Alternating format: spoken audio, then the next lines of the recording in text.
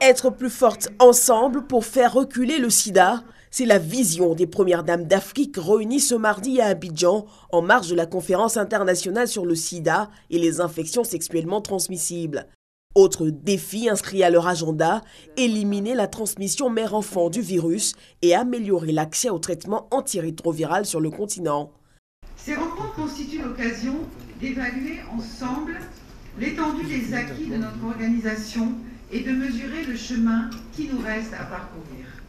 C'est également pour nous l'occasion de partager nos expériences respectives, de faire le bilan de nos actions et d'envisager les perspectives en réponse aux défis qu'il nous faut relever. 9 pays ont à ce jour reçu la certification de l'OMS pour avoir éradiqué la transmission mère-enfant du virus, mais parmi eux, aucun pays africain. L'occasion donc pour les premières dames de la Guyane et des Caraïbes de partager, elles, les clés du succès de l'éradication de cette voie de transmission. Plusieurs panels ont meublé la rencontre portant sur l'importance du leadership des premières dames. Les premières dames, c'est pour moi une force de transformation tout d'abord. Et je crois que c'est ce qu'il faut mettre en tête. Ce n'est pas un club de premières dames qui viennent ensemble, qui ont des opportunités de parler à leurs époux, mais c'est une force de transformation. C'est avec une capacité de plaidoyer et un lien avec les populations qui est extraordinaire. Sans cette mobilisation politique de très haut niveau, les efforts ne produiront pas les effets attendus. Nous ne sommes forts que si nous sommes ensemble. Nous n'obtiendrons de résultats que si nous y travaillons ensemble.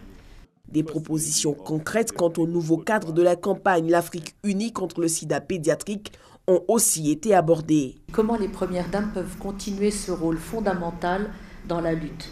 En choisissant ce thème, vous pouvez peut-être rappeler à tout le monde la nécessité de voir la lutte contre le VIH et le sida comme une campagne d'urgence. Il ne s'agit pas de simplement maintenir un sujet dans la discussion, il faut remettre ce thème comme priorité nationale. Un communiqué final a sanctionné les travaux. Il engage les premières dames à plaider en faveur d'une meilleure reddition des comptes dans la mise en œuvre des cadres de lutte contre le VIH.